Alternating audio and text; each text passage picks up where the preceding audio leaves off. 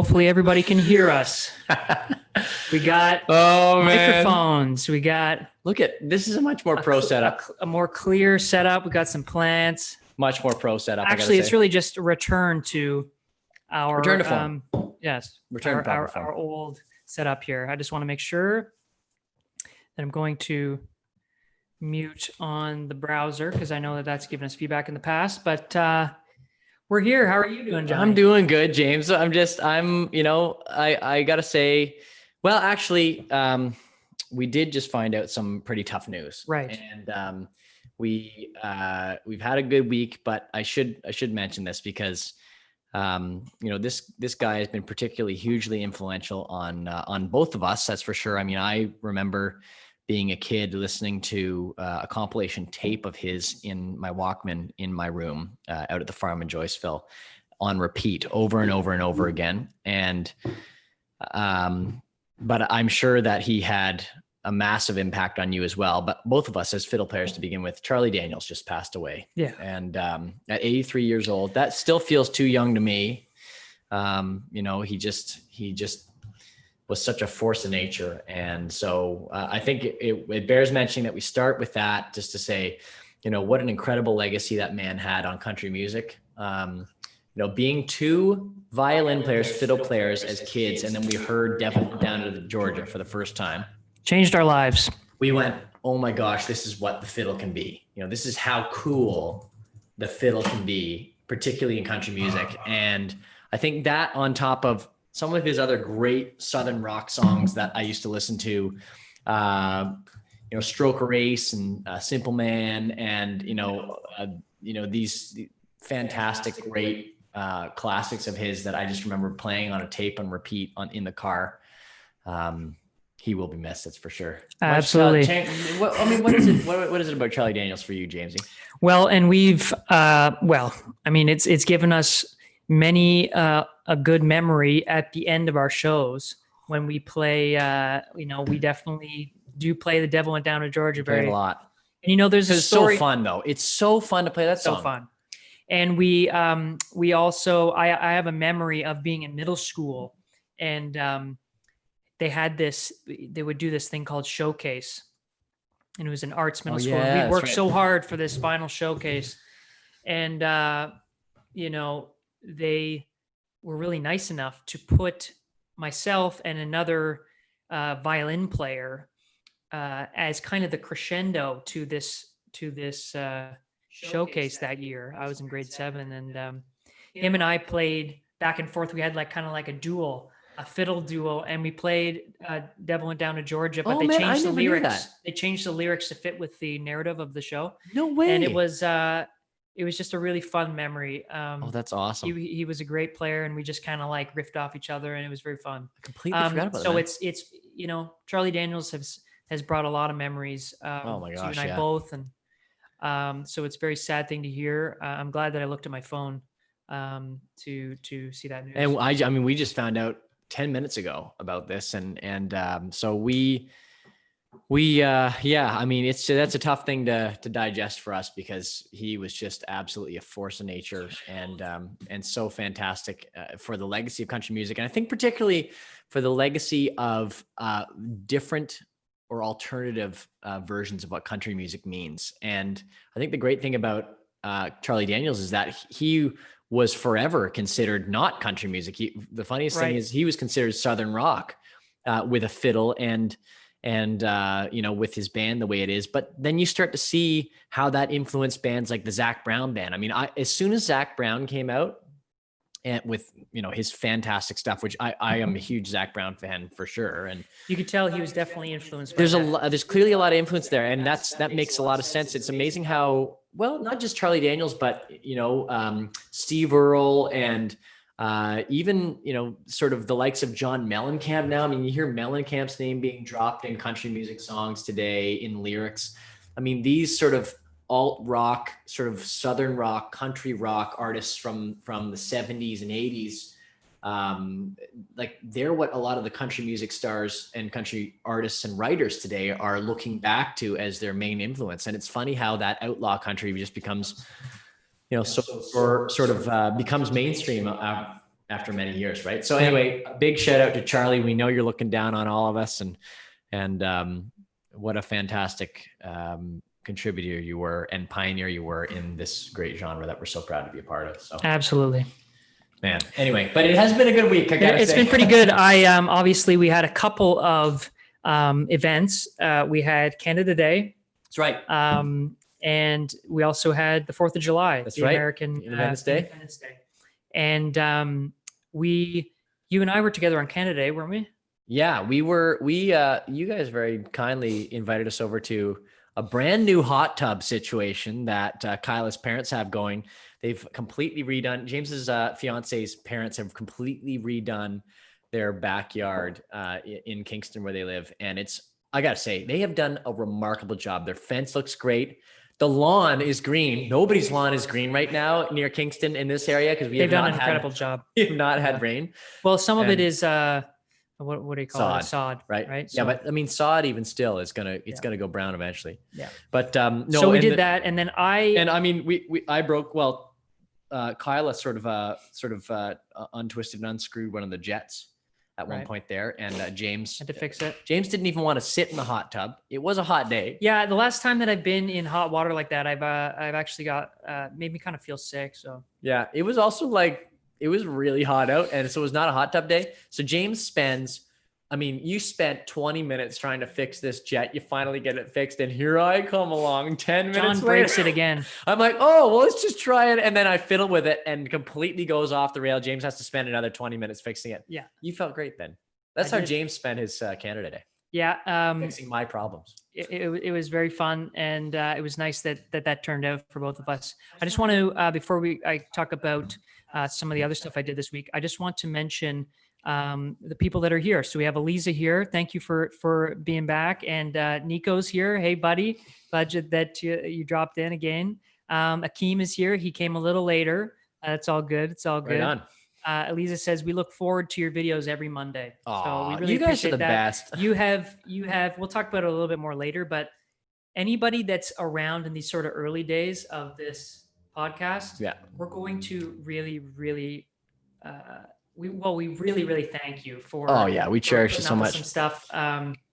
Yeah, we'll get into how our feelings on last week. See, this week we got some mics. We're sounding at the very least. If it sounds, we got plants, we got guitars. We stepped it up for you, and we have some other plans. But I think the term is boomer. We are basically boomers. We kind of are. Well, we did grow up. We're with millennials, boomers. but we I mean, we should talk about that a little bit because. Well, just let me go through the list here, and then just to say hello to everybody. And oh yeah, sure. Because we appreciate you guys. We do want you guys coming live because it helps us. I should mention something about the boomer, why we're kind of boomerish. It does help us live when you guys are here and we chat with you. So, but again, if anybody's listening audio wise afterwards, we really appreciate that. And anybody who watches the videos afterwards, that's a big investment. So we appreciate that as well. Yeah. Amy's here. She says hello. And we got, we might have to sing a song here. We got Eliza says, your 8-year-old fan is now 9. Akeem had his birthday yesterday. Yay! Happy birthday, buddy. Happy birthday to you. Happy birthday to you. It's kind of high. Happy birthday, dear Akeem.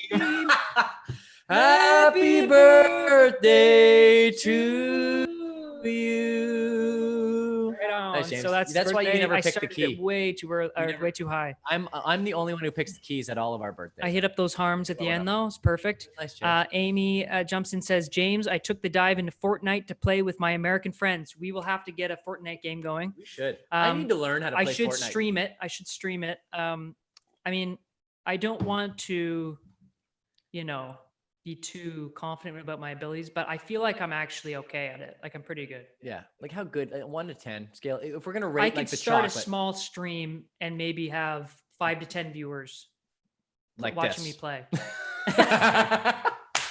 Basically, maybe this. Yeah. But even if I didn't play music, like I could.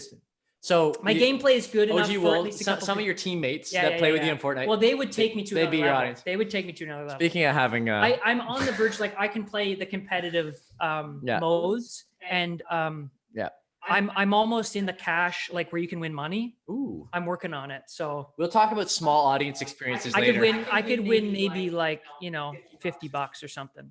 Ooh, $50 would get you a nice dinner somewhere. Yeah. So I'm trying. That's a night out at Pizza Hut. And Nico says he's looking for a message. Nice. Looking for a message from you. So Nico, good to see you, buddy. Thanks and for coming. Akeem says thanks so much. Right Thanks on. so much for the birthday sing. Right on. So anyways, okay, but the boomer I've only thing. had 5 matches and won them all. Oh, well, that's great. I do have they added in skill-based matchmaking. Ooh. And So, where are you at? Where are you at? Amy may be playing with new players. Right. Got it. But I'm sure Amy, is she skilled? I know she plays other video games, so she might just be amazing. She's not just button mashing. She's actually got some, she's got some moves. It's a tough one though. No, Anyways, okay, but I do will want to talk about the boomer thing just for a second because, James and I, we grew up playing bluegrass music. A lot of you folks know that, bluegrass and gospel, and we played a lot of really cool festivals with diverse age groups, that's for sure. But there were a lot of smaller regional bluegrass festivals that we'd play all throughout the US and even in Canada as well, where the age of the crowd was much older. I mean, let's be honest, it's much older, right? Our grandparents' age, really. Yeah. And so James and I are sometimes in our mannerisms, we have to be careful about, some of the old school, old time phrases that we use. That's true. Or some of the technical illiterate stuff when it comes to, social media and things like that, because we grew up and a lot of our friends when we were like 9 and 11 were like 65 and 70 years old. A lot of our pals at bluegrass festivals, you know what I mean? And so, James and I kind of have this, when we say old souls, we definitely have this old soul vibe going on. And so we're millennials, but we're definitely more boomerish in a lot of areas. Yeah, we had to adopt some of those mannerisms. I have to hold myself back. Or like I can get really old man very fast. Right. Very fast. That's really funny. Yeah. So what I wanted to get to was my 4th of July. I actually, well, and I also had some other cat updates with my cats, but 4th of July. Cat updates are good. I got to see some fireworks and I was very blown away so I was in a place called Cornwall, Ontario. The great and Cornwall. what I was Paper town. Yeah. Yep. What I was blown away by was, so Cornwall is like here on the map, and then south of it is actually Quebec that comes around. Oh, I didn't know that. Yeah. Man, my geography's terrible over there. It's great. It's a weird area.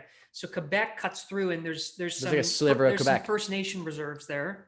That's on the south side of the St. Lawrence River. Yes. Got it. So I guess it's not quite Quebec. It's like Quebec First Nation reserves and Quebec. There's some French. Gotcha.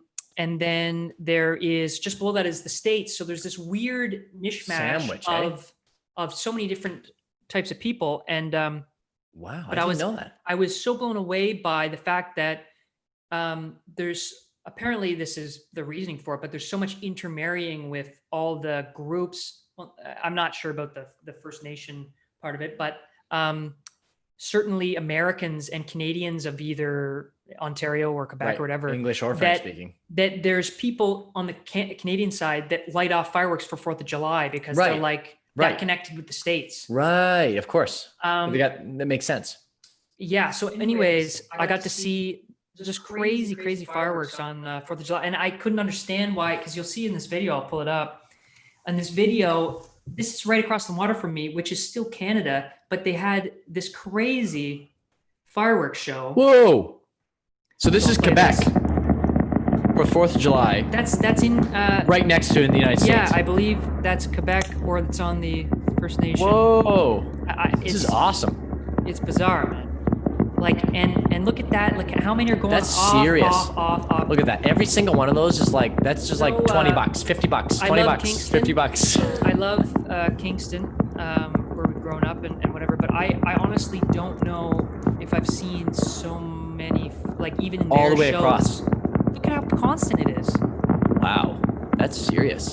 And that was bigger when you were standing there because obviously the phone always makes things small. Like John, that's all the way across the water. Whoa. Look at the big ones.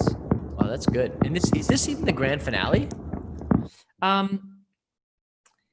That I think is close to the grand Pretty finale. close to the grand finale. Wow. That's my Owen Wilson. Wow. I wasn't listening to the. I didn't know if there's probably some audio there. I don't know if we were chatting and stuff. So hopefully. Owen Wilson. Wow. Like it just keeps going. Wow, that is actually crazy. So that's awesome though. I mean, there you go. There's English Canadian, French Canadian, Indigenous Canadian, and American all coming together in one place next to the water. I love that. That's what it's got to be about. You know what? We always talk about sort of different identity and people in different parts of the world and feeling very separate these days. And there's we kind of exist in a very conflict driven world right now. And it's tough to have to see. Yeah. It's so nice to see moments of harmony like that amongst different groups and that's cultures. True. That's and a good point. I love when particularly around, holidays and exciting moments like that, we can support each other. I got a terrible burn though. On my legs, and I've never had my legs burned, but oh man, they got pretty burnt. So that was no. Nobody wants to see that. It's the itch that's the worst, man. It's once you get the sunburn pain, and then you get the sunburn nerve ending itch. That's just absolutely devastating. Well, tell us about that time. Well, I did. I had a bird one time. I can't remember if I mentioned this on the podcast before, but one time I was 19 years old, about 20, almost 20 years old. And our mom, nurse practitioner. Okay. So she's always been very health conscious of us growing up. And I was out painting a shed with my dad in July. Not a cloud in the sky, not a single cloud in the sky. And of course, mom comes out in the morning. She says, John, you should be wearing sunscreen. And I, smart Alec, like 20-year-old, Mom, you've been going on about sunscreen forever. Whatever. I'll get a burn, then it'll turn into a tan, a bunch of stupid stuff. And then sure enough, I was out with my shirt off for the entire day in the beating July sun without any sunscreen on, painting a shed for 10 hours straight? John. Yeah, it was just like the worst thing you could possibly do. I had such a bad burn that it blistered on my back, obviously. But even worse, 5 days later, the itch comes. The itch comes. It's an itch that's so bad, it's actually in your nerve endings because they've been shot by this burn, right? Oh. And of course, it's an itch you can't scratch.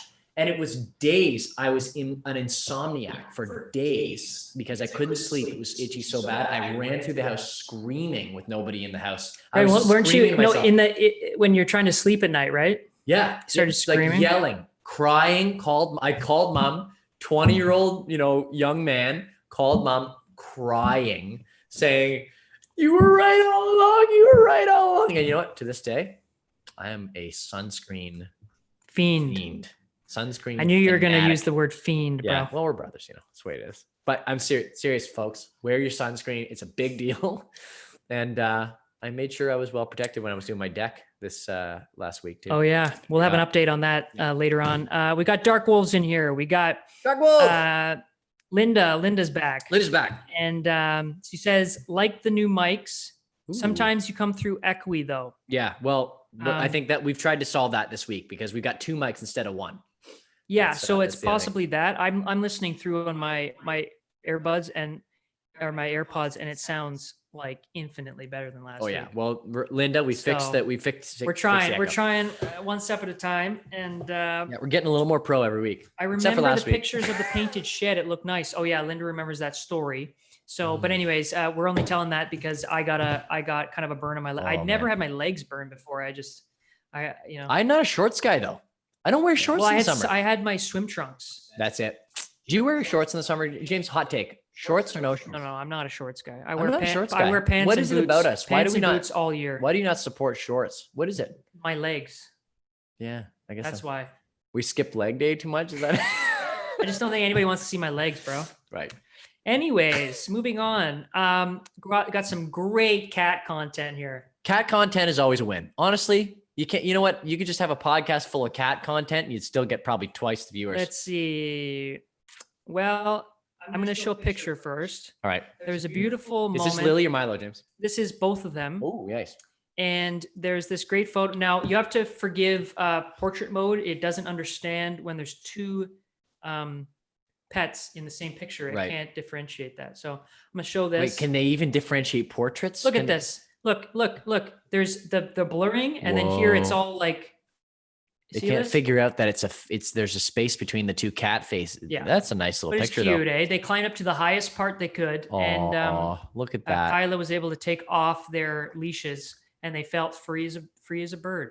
Speaking of birds, free as birds. There's a plural. Plural there. Miss Rob, although she was a math teacher. And Miss Rob would still appreciate that. But they just love getting up high, eh? This is in our backyard. Yeah, look at that. Also, look at Milo's pose. That's a serious pose. He has looks. Lily is like smiley, seductively looking at the camera. Like he has serious mood. Like he looks like he's got like Abe Lincoln face. Like it's like I'm the first president of the United States. Abe Lincoln wasn't the first president of the United States. I know that, but I'm just saying like he's got this like real kind of kingly look to him. Everybody can weigh in on this one. This video, he does have a kingly look to him. Yeah, I know. For sure. This video is of Lily, who I kind of thought was kind of more aimless of the two. Milo is really, really smart. He knows words. Right. He's kind of dog-like. Is aimless like a nice way of saying less intelligent, or? Yeah, probably. I didn't think she was as sharp as Milo, but honed look in. Look at this. We got some footage of her, and she learned how to open. Proved us wrong. Check this out. I love this video. She learned how to open a container, a plastic container that has latches on it. With her face. That's a versatile face. Wow. Man. Wow. She wanted the ball of string. Right, I don't know why she goes for a bite. Look, now she's biting her. She goes for a bite. No, look, she actually she opened her mouth to get the top. Take it back. She opens her mouth to push the lid. But look at this. That's she incredible. Opens the latch with her head. Oh my goodness. And she gives it a little push up. Oh man. She opens She's a so latch. Cute, man. Look at that. My goodness. That is a sharp cat. So you know what? We underestimated Lily. She is sharp. Holy smokes, she's cute, bro. Yeah. Anyways, that's a cat update. All right. Lily opened a container, nice. A sealed container. That's pretty good. I thought it was worthwhile watching, though. It's like Thor getting in. You know that Thor opens Alex's backpack? That's nuts. He grabs the little thing. Thor, well, I don't know, if he's actually unbuckling anything. I mean, that takes some serious opposable thumb skills, but he somehow gets into Alex's backpack, and Alex will have some like crumpled up Tim Hortons or something like that, with crumbs in it, and he'll smell it, and he'll dig right down to the bottom of her bag underneath her computer and grab whatever like wrapper was left from lunch, and then we'll find it on the couch when we get home. That's crazy. He's a little scavenger rat, although he's very big. He's like the rodents of unusual size from what's that? Princess Bride. Oh, come on, fandom culture here. Get into it, James. And we've got a lot more to get into here. We got one thing I keep seeing is, well, just first of all, actually, I have one more thing on that front. When I was in the backyard, speaking of free as birds, I have this bird in my backyard. I think it's the one that was living in my chimney before, but he honestly, and someone maybe can tell us if they recognize bird calls or something. Yeah. I'm not a bird. We need some ornithologist friends because it's ornithologists are the bird experts, right? Yeah. Good one, John. Yeah. I pulled that one out of my I got another funny one to Lily here too. Yeah, but I really, we have issues identifying bird calls, and we have a bird feeder out back that Alex just bought me as a little gift, and we're going to put the seed in it, and I'm going to start learning bird calls. That's a big deal. Nice. I want to learn that. I want to learn bird. We're going to be a bird watcher at 29 years old. I'd love to learn a bird call so that I could, a little guidebook. I could get like a Game of Thrones crow. Oh yeah. That I could teach to Raven to send you a message. You can do that with pigeons. Or pigeons. Maybe ravens too. And then I go to, and then I get the pigeon to come in. A little pigeon. And he lands on my arm, and I give him a little. We should have secret pigeon messages. And then he comes in. And I give him a little note. That might be our COVID way of writing songs once the internet all goes down, because everything's going bad. Like, right. And in the end times or the apocalypse kind of deal, like when everything gets really bad, you and I are homing pigeons, sending song lyrics to each other. I think it's a good move. I think it's a very good move. We need to start training the pigeons now, though. Yes. Yeah, we got enough pigeons out at the farm. So I'm going to share this. Manage that. Listen to this bird. Hopefully the audio can be heard. Someone tell us what kind of bird this is. Make sure I got left in. He just goes on forever, man. He comes back. He does it for, like, he won't take a break.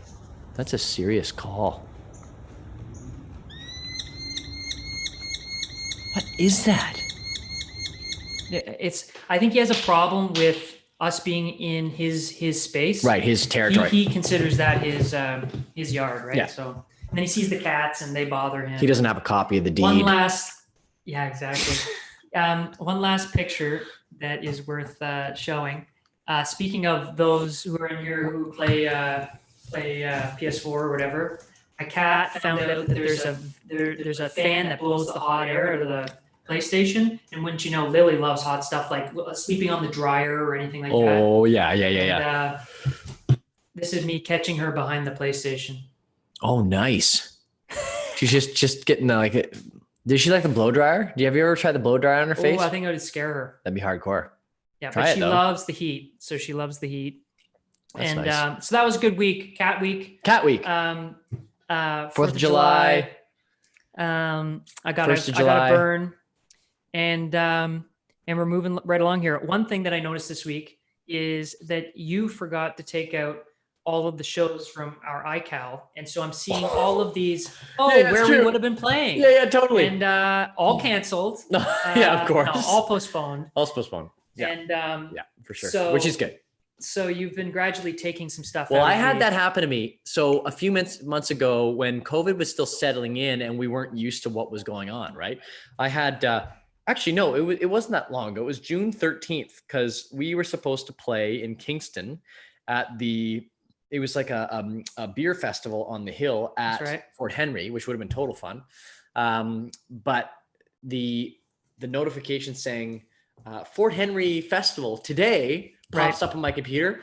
And for 3 seconds, I forgot about COVID and my heart starts pounding because I'm like, oh my gosh, we're not ready for the show. Like, wait. Like, you know, really? That happened to you? Instantaneously, I was like, oh my gosh, we got a show today. Oh, right. COVID. No, for like 3 seconds, my heart started going bang, bang, bang, bang. Cause I was like, we've forgotten about a show. That's my nightmare. Well, it is your nightmare. And we mentioned that,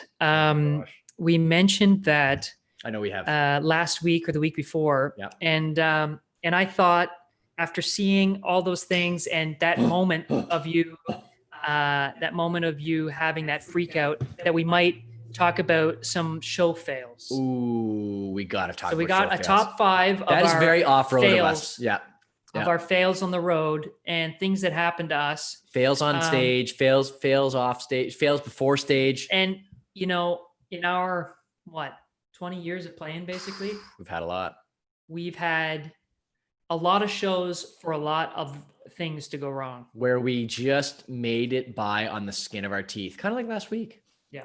And just before we talk about that, we got to talk about. Let's get into that in a second. We have to address that though. We have to just to catch up on some of the chat. We got let's catch up in chat. Linda, I remember. No, I already got through that. Amy, as a redhead, I have to be so careful. Very easy to become a tomato. Easy. I get that. Yes, absolutely. Yeah. We got. We're not redheads, but we got a touch of strawberry at times. You more than me. Linda skipped leg day. I'm surprised you managed to get out of Hammer's leg days. Oh, True. That's right. You know what? I just saw our teacher, Carl Hammer. He's a great I just saw him a couple weeks ago. Great family too. Doesn't his son teach too? And so Carl Hammer Jr. Teaches at Sydenham, or did when we were there. And he taught Alex, and Carl Hammer Sr. taught at LaSalle. PE, great coaches. And I just saw Mr. Hammer a couple weeks ago when I was delivering dirt for pikes to a place. No way. Show up. And who would you know, but Carl Hammer is there just helping this person because they happen to be friends. Anyway, Mr. Hammer, thanks for all the years at LaSalle. What a good guy. High school. Good guy. Total good guy. And you know what? Big supporter of our music as well.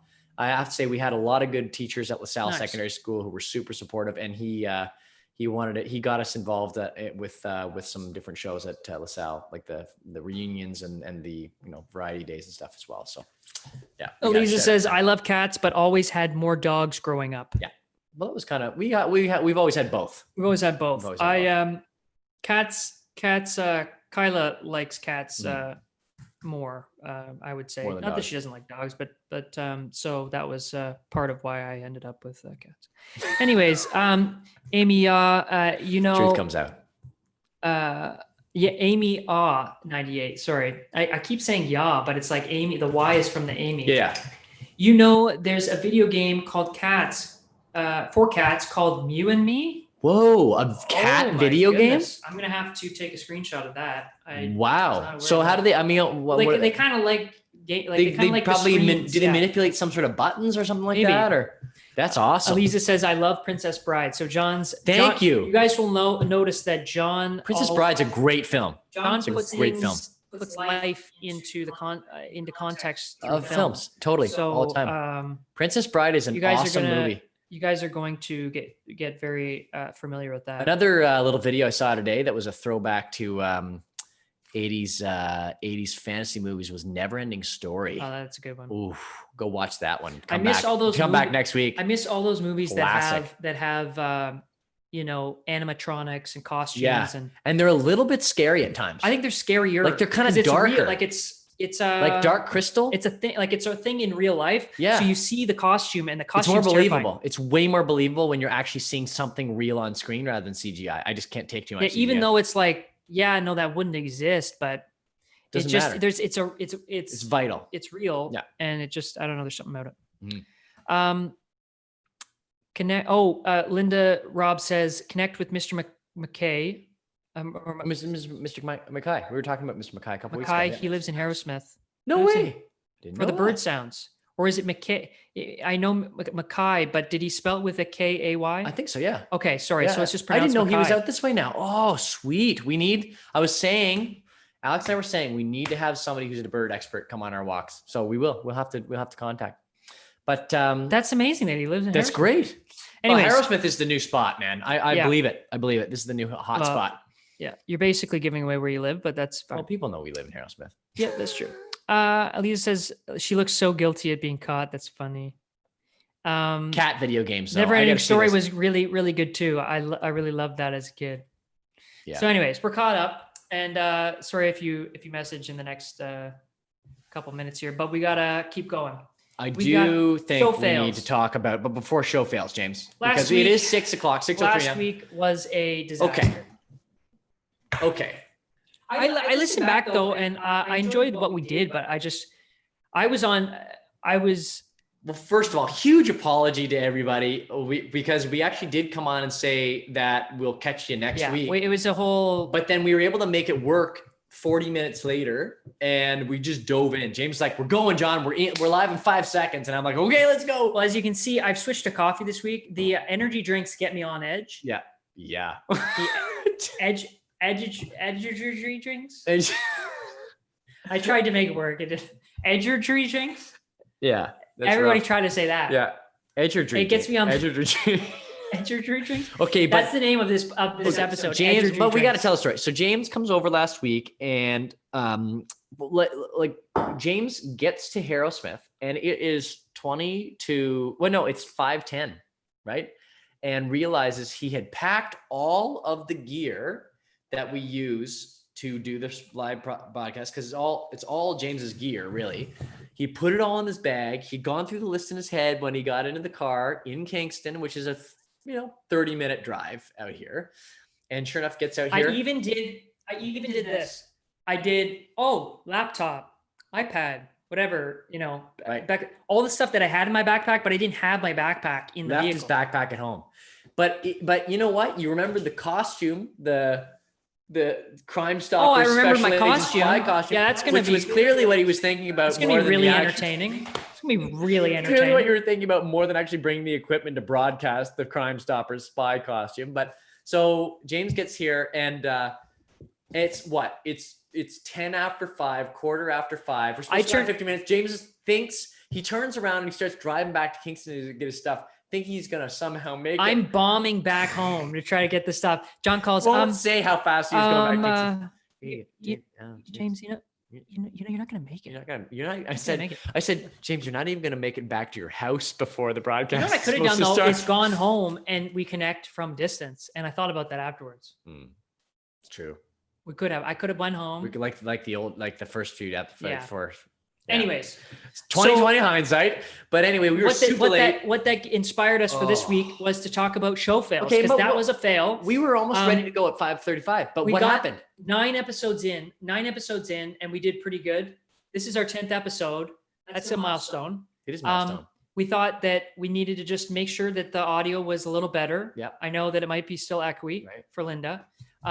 But we're working, we're progressing. And James came out at 1 p.m. We're slow all afternoon.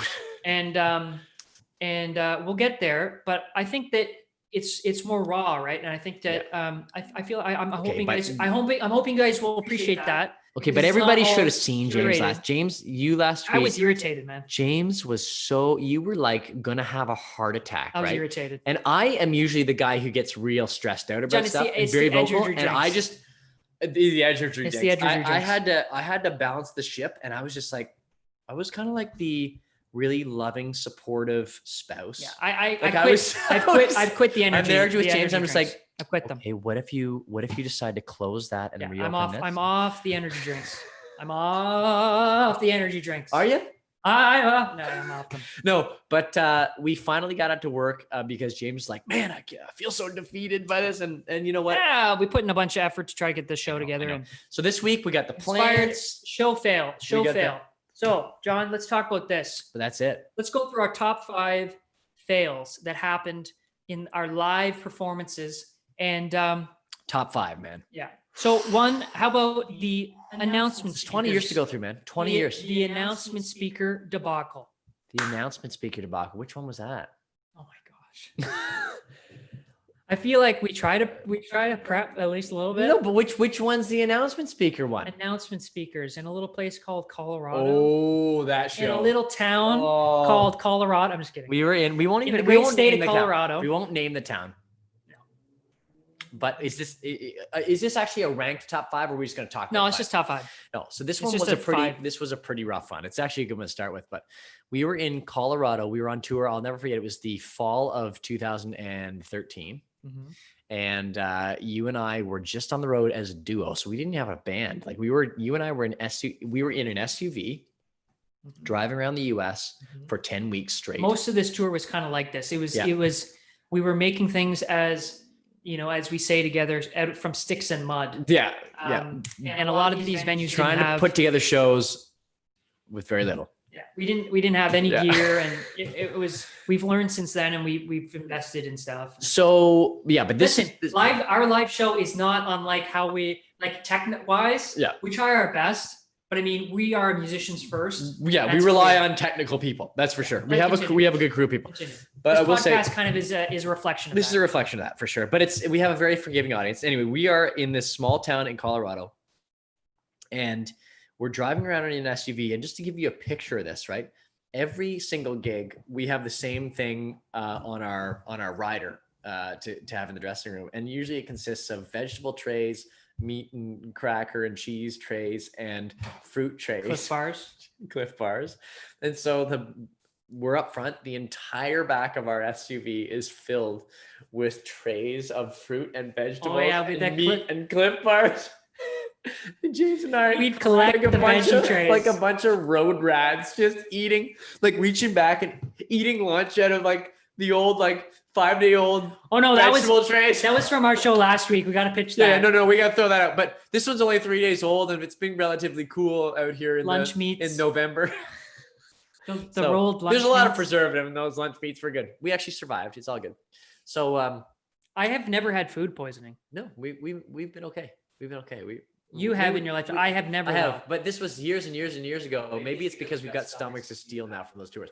So we roll up. The only other thing we had in the back of the SUV, though, was a very miniature sound system. Like when I say sound system, I'm talking like the thing you see, like a busker on the street, or like at some really small little wedding reception or something, where you've got 2 little poles and 2 micro speakers and maybe like a little mixing board with 4 channels and maybe like it's really small little setup and probably good for, I would say, 20 people max, right? Yeah, but John, the initial, so this is why I said announcement speaker, the initial. This is what I was going to say. So Yeah. we show up at this venue, right? And we are always. Oh, you're talking about our system. Right. So we've got our system as a backup. Yeah. And only a backup in case of absolute dead emergencies, right? Well, we show up at this gig. This is a 900 seat auditorium. Okay. It's in a big high school. It should have a good sound system. We show up and we advanced this show. We called ahead. We said, this is what we need to be able to put on a show.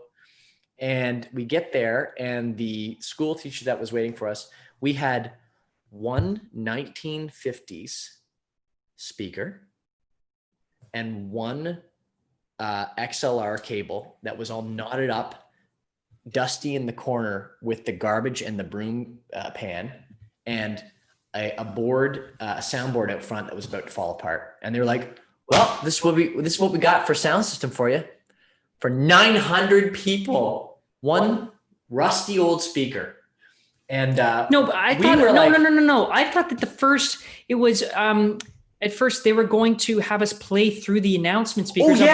Well, that was the backup plan. That was their other. They were like, well, we can actually pipe it through the. We tested. I'm talking like square. No, it's for the announcements. Yeah, for like morning announcements at school. They're like, well, that'll be good. That's so we were like, okay, system. well, I guess what we knew was going to be a fail, but it's like, well, let's test it. It's literally like an AM. It's like worse than an AM radio, like from the 50s. Yes. Country roads take me home. That deal. That's what it would sound like. So we waited until the last minute to pull out our little emergency system, and we bring this thing out. We're like, well, this is, I guess, what we have to use. And they're like, why did you guys bring that in the first place? We're like, because it's for 20 people. We played for 900 people. A lot of people didn't have a nice time. It did not. We don't need to get in that, but it was. But we had one lady who came up after the show, and she said, that show touched my heart, and I want to sing some songs for you guys out here at the merch table. And she whistled. She made it worth it. We still remember her as the whistling lady, and she made the whole show worth it just because she went home. That whole tour almost. Yeah. But you know what? We survived that. That was a rough deal. Number 2, the reason why John's wearing this hat. Oh, yes. We had and you know what? The show turned out to be really fun. We loved People really enjoyed it. Show. But we played our first main stage show at the Boots and Hearts. 2017. And just to put in perspective, this is, for anybody that hasn't been there, it's one of, if not the biggest country festivals in Canada. It's the biggest country festival, or one of the biggest, if not the biggest festival in Canada. Yeah. It's one of the top 5 biggest country festivals in the world is what it is. Like North America wide. That and Stagecoach, and like they're massive. So anyways, huge. And so it's like you would think of any massive festival. But what happens at those festivals is there's so much production going on and a lot of wireless signal. So like there's for people's monitors and vocal mics often are wireless sometimes. There's instruments that people will have packs to make it wireless as lots of people. I mean, Luke Bryan's going to show up with hundreds of thousands of dollars worth of wireless gear or like equipment in tractor trailers. The Rolls Royce of wireless. Basically like the greatest thing you can get. And we you could hear it from space. We rolled up and we basically had like like one of those wiggly boards. It's like it's like one of those electric skateboards, but you like wiggle and like it goes. Yeah. We were this. Luke Bryan's got the Rolls Royce of sound systems. We've got the wiggly board of sound systems. It goes, 8 miles an hour. 8 kilometers an hour. And we're wiggling. And that's the analogy. So what happened was we were playing our show, and of course we didn't think about this. Our wireless system was not powerful enough. Being out of touch. We were not aware of this issue. Oh man. Well, when I thought back, I'm like, of course, but anyways, it was just so powerful that any wireless that we had, our in-ears, our instruments, everything, was barely on. Like half the time we kind of. Oh my goodness! For anybody who saw that show, I'm not sure if anybody saw the 2017 Boots and Hearts summer show, and I felt like it went really well. It went really well, and we played well. And honestly, it's because we had been on the road for so long, we knew how to troubleshoot.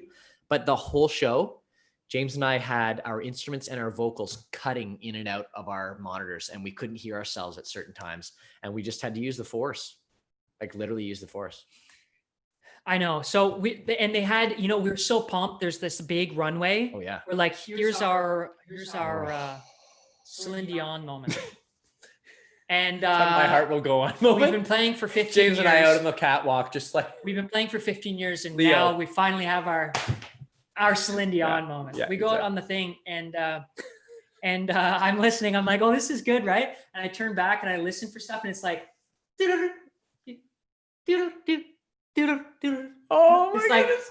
Get back on the stage, boys. We look around. Too like far yelling. away from the signal. Yeah. So it was actually, for anybody, here's the honest truth. The Boots and Hearts 2017 summer show for us on stage, it was a disaster, but I hope you never could tell because honestly, but what we did is once we identified those issues, we made sure to stay close. Yeah. We huddled up, we played close to each other, we listened to each other.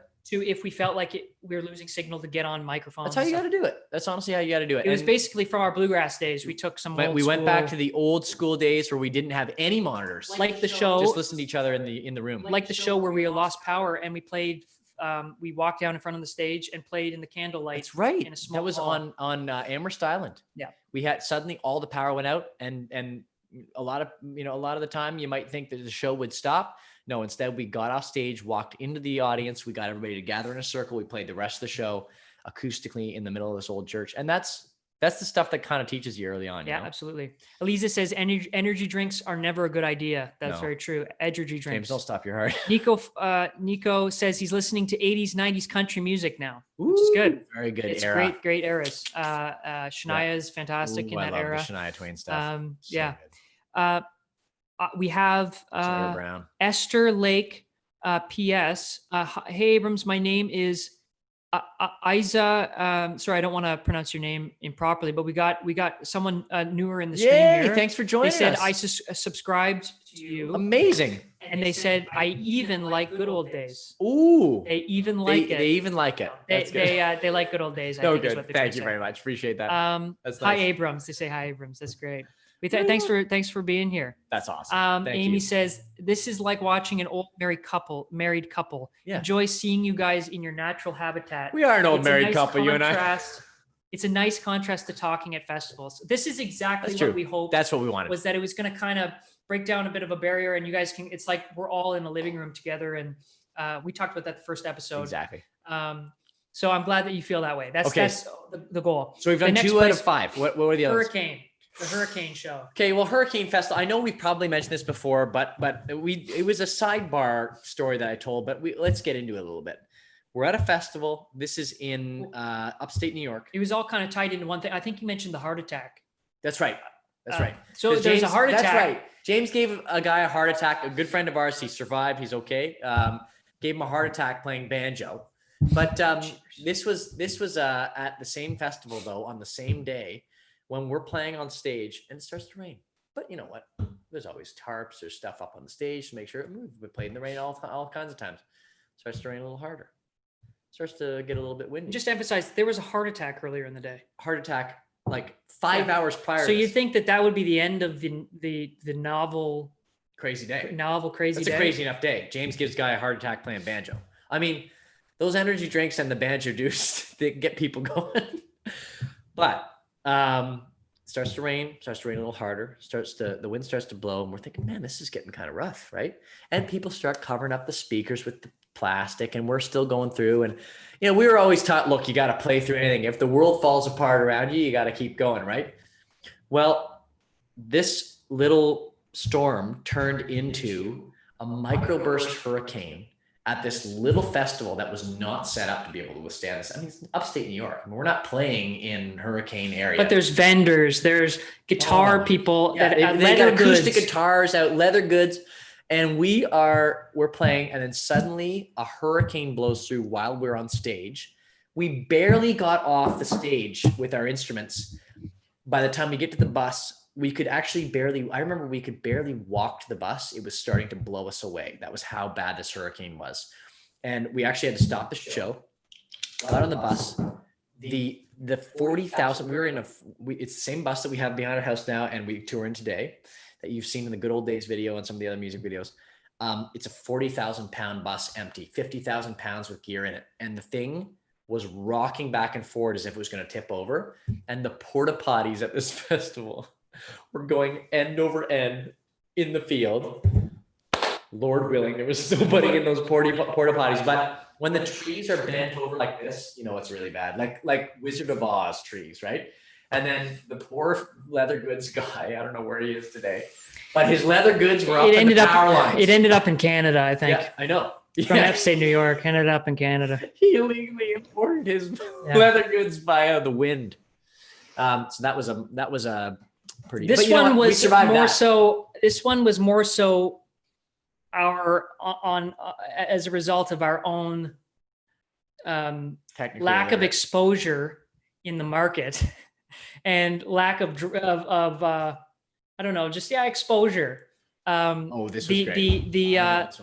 The show, the London show. So we've had fantastic, you know what? It's huge. We went over and we've played a number of times in England and grown it to being able to play at amazing events like Big Church. We have very thankfully had 20,000 people in front of the stage. You know, in Amy in here it's so amazing. Ame in here is from England and her family. She can tell you.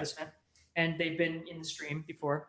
But that doesn't grow overnight. We've had some rough early beginnings. Prior to that, and I don't know if we ever mentioned this to Amy, so that's why it's great. We had shows in England where, let's just say the only people in the audience was the other band that was playing with us. There was. Okay, but let's specifically make this this wasn't like a no-name venue. It's a beautiful, nice, tiny little venue. I will say the name of the venue. I will say the name of the venue. Two of them this happened. I will say the name of the venue. The one time was at the Dublin Castle, which if you guys look up this place, this is one of the most legendary clubs in in Camden Town. U2 got their start there. Coldplay got their start there. Amy Winehouse got her start there. Okay. Like these are the places where they built big followings, and we got this gig at Dublin Castle, and we're like, oh my gosh, this is so cool. And the way it's set up is that there's this bar, but then there's this back room with a door with a wicket at the front of it that sort of allows entry, and then there's another room with the stage and stuff like that, right? So in those days, we didn't have a big England following. And we were really relying on like the walk-in crowd at 5:30 p.m. Well, there was stick around at the bar to watch. There was people in the bar, but they just had no interest in walking back. They couldn't care less. So we have an opening act, which will go unnamed. Yeah. At the show, and they open for us with the set, and not a word of a lie. When they finish, they put down their instruments. They walk off the stage. We walk on stage. They walk in front of the stage, and that was our crowd. But it was similar to that. We were their audience, and they were our audience. Right. We literally played for other bands that day. Yeah. It was basically like having a rehearsal. And you know what's funny? Because I remember thinking at that show, man, what good can come of this? And we had the same feeling at, it's a good story, but we had the same feeling at a really awesome club we've played a number of times, really successfully since, called the Slaughtered Lamb in Clerkenwell, London. And it's a great club. It's the reason why we ended up playing Big Church Day Out. Exactly. And we had, as a nice ending, we had 15 people in the audience that day. And I remember calling Dad, like we called our dad, because our dad was on the road with us for years, and said, Dad, like, I don't know why we're here. We worked so hard to put this gig on. We only have 15 people showing up. They're kind of half interested, you know? And I remember Dad saying, you know what, boys, treat it as a rehearsal. Have as much fun as you possibly can. And we're like, you know what? You're right. That's the way we got to do it. And wouldn't you know it, Tim Jupp, who is the promoter who runs Big Church Day Out, happened to be sitting in the crowd. He was the 15th person in that crowd at the back of the room. And he came for the opener. And he did come. And he came up after the show and said, he didn't know who we were. I don't know who you guys are, but I loved what I saw. I'd love if we could chat about you guys coming to play Big Church Day Out. And then that is why we started playing Big Church Day Out. So you got to have faith in those moments, because it's those small shows that really make a difference. But anyway, humble beginnings for sure in London. That's for sure. I mean, I think that's it. Just, it goes to show you got to put yourself out there, you know, and you gotta grind it. You gotta grind from the bottom. So we'll leave you guys with this last one. Wait, was that our, oh yeah, we talked about hurricanes. We have one more. The last one in the last 5 minutes here. This one could have been, this wasn't fully our doing. you know, sometimes you have, you know, you have agents and whatnot that get shows for you, where people call the agents, so they want you for certain things. And sometimes, you know, the the ball gets dropped, you know, they think that it's one kind of event and it's not, it's something else. They booked the wrong band for the wrong deal. We got booked. This might be the best one, actually. Yeah, I'm glad we're leaving on this. We got booked for probably the least, or the most inappropriate, the most inappropriate venue for a duo acoustic, because we were playing. We didn't have our band. We didn't have our band at that time. Tell the thing. Okay. This was at most inappropriate venue. This was at I think it's Sheridan College, right? In Oakville, just outside of Toronto. Correct me if I'm wrong out there, folks. But anyway, it was one of the colleges in just outside of Toronto, and we were invited to play. And I'll never forget, you know, however that show got booked, it got spun to us. I thought, oh yeah, it's a great college show. Da, da, da. And we're like, yeah, let's go play for the college kids. Big deal, you know. But they can only do a duo. And okay, all right. Well, we got our stomp box, which is basically, we have this cigar box with a microphone in it, so that when James and I are playing as a duo, even at smaller shows, we can still stomp and make a beat underneath us, so that it still sounds, you know, like it's got a drive. We showed up and started to do our sound check. And then the promoter came up and they're like, oh, thanks for coming, guys. You know, we're so glad to have you tonight. And we're like, okay, cool. What exact time do you guys want us to go on? Because they hadn't really been clear about that at that point. And they said, well, you're going to go on at about midnight. Okay, that's a little late. That's kind of weird. Later? Okay. Bear in mind, this was like... Here's like a pub vibe, you know? Yeah, people... We thought it was a pub, but we show up, it's a club. And I don't mean like a club like in London. I'm talking like... As time goes on, dance club, like nightclub. As time goes on, we're waiting in the dressing room. All of a sudden, we start hearing this 808, this to be. It's like Rihanna. We look out, and we're like, wait, are these people like club dancing? It's a nightclub, okay, like a proper go out after the bars, go to the nightclub deal, and they've got us. So they've got a DJ from 9 p.m. to midnight playing like Rihanna. Big stuff, right?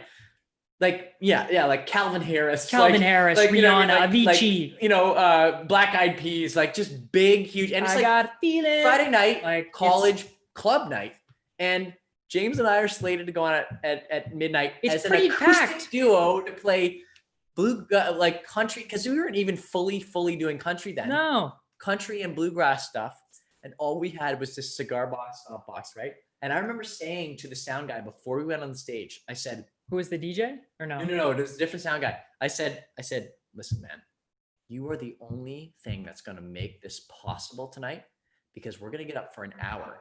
So there's going to be people dancing in the crowd, and suddenly they're going to stop dancing and go, why are these guys here? Yeah. Can you imagine being... It's a club to a coffee house. Can you imagine? Yeah, that's what... Suddenly, and they're like, we didn't come for this. No, like, it's midnight. I just got going. Like, I'm ready to go. So I said to him, you need to make that little cigar box with Mike sound as much like a Max Martin, Rihanna, like, you know, whatever. It was big, bro. Yeah. Well, we had to play for over an hour, right? And we're playing fiddle tunes. We're playing fiddle tunes.